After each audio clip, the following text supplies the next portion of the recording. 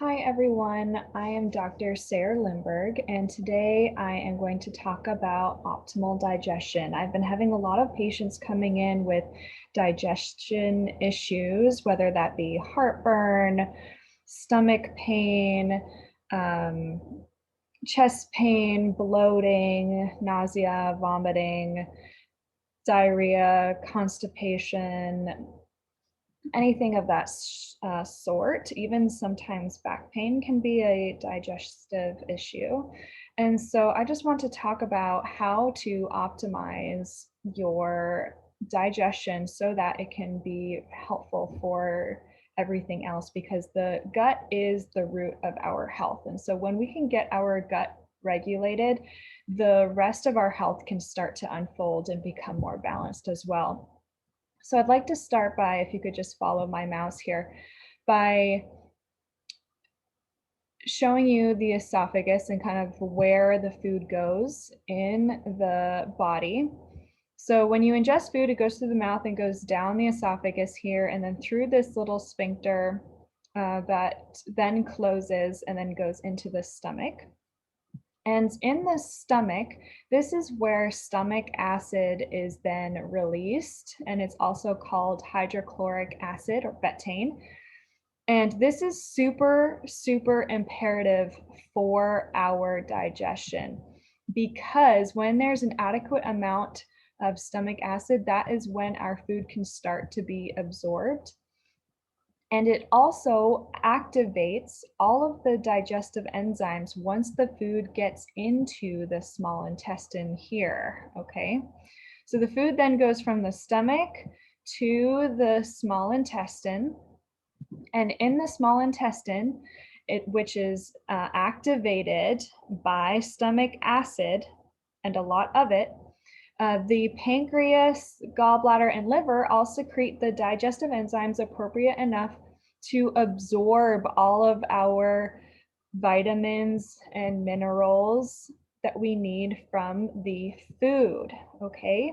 So it needs all of that space and time to get all of the absorption done. So when there is not enough stomach acid, there is not going to be the right amount of digestive enzymes being secreted so that we can absorb our food. Another fun fact here is at the end of the small intestine, this isn't a very good picture here, but usually here is the end of the small intestine, and that is where it dumps into the large intestine.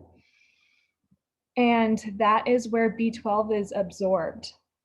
So notice that if you have a low B12 and you're not digesting your food, you're probably going to stay low in B12 because you're not digesting it well. So keep that in mind of a reason why you could be B12 deficient.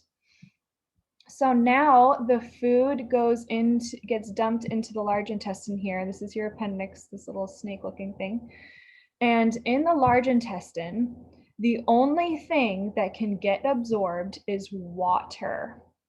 There should only be water and bile in the large intestine at this point. If there is any food, which you probably know if there is food or not, whether you have undigested food in your stool that you've noticed, such as seeds and corn and that sort of thing.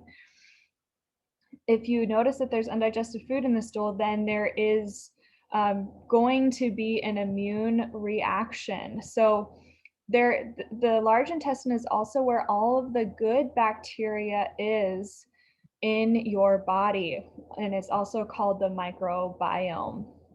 And the good bacteria notice that there is other foods or that there is food in the large intestine. So it tells the immune system, which is also 80% in your large intestine because of the microbiome, that there is intruders in the large intestine. And so the immune system starts to fight off all of the foods that are in here.